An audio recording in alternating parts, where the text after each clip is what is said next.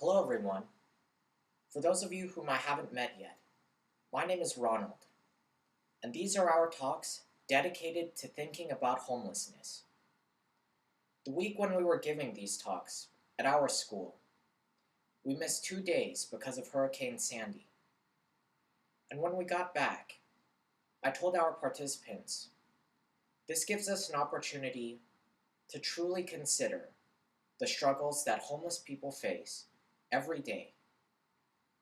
The homeless shelters in this area have been closed for a while, all summer actually.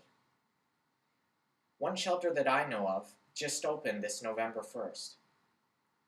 So from then until now, there have been lots of people who have either been working very hard to keep themselves in hotels, or have been sleeping outside, in the heat, and now the cold.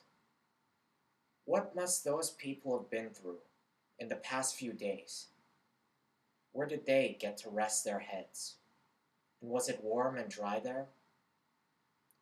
The purpose of these talks is to foster new values towards people and the problem of homelessness, and also to engage youth in a conversation about the structures of this issue.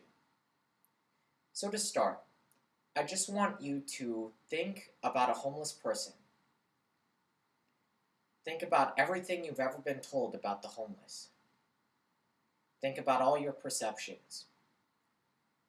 Now, you're walking down a street in DC, and you're approaching a man or woman who's sitting on the corner, panhandling. Now, you stop. You sit down next to this person, and you ask one question. What is it like to be you? So, based on what you just thought, how would you expect this person to be? When we were giving this conversation at our school, one person who was with us said, from experience, sometimes when you ask these questions, people are really angry because they've been through a lot. They're still going through a lot. And another person who was with us said, well, I'd imagine this person would be really positive and hopeful because they'd be going through all these things and they'd still keep fighting. Homelessness is a problem that I am very passionate about because many of my friends are homeless.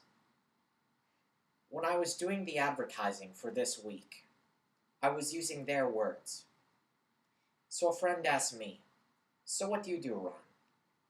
Do you go around and do interviews with homeless people? And I answered him, no, actually, I just listen. Being listened to is something that comes to each of us so easily. Sometimes we don't even notice we have it. We are always surrounded by our friends. People who would greet us in the morning, and people who would expect us home. A homeless person also spends their entire day surrounded by crowds of people. Only there's not one handshake, no look in the eye, no conversation, no acknowledgement, no smile. So when you actually stop and you sit down next to a person, just to be present with them there, and you ask, what is it like to be you? Well, sometimes you can meet people who are angry about all the things they have to go through, and sometimes you meet the kindest, most compassionate, most resilient people, and they are more than willing to be listened to. So today, to start, I just want to tell you the story of one person who's inspired me.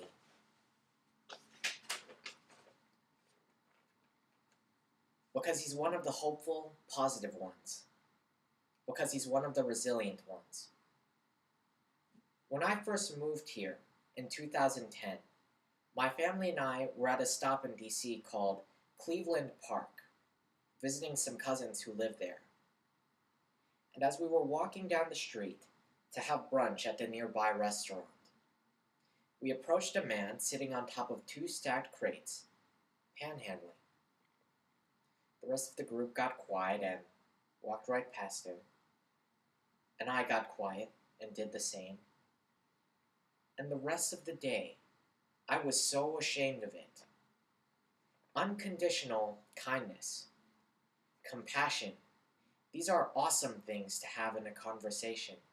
But so often, we get the opportunities to actually show compassion to another human being, and we pass them by. So what does it mean?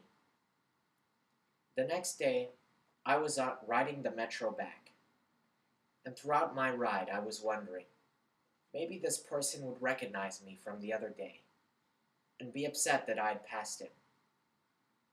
So I was walking down that same street on Connecticut Avenue, and I arrived at the same time as another woman who had gotten off her bike and was looking through a bag of groceries.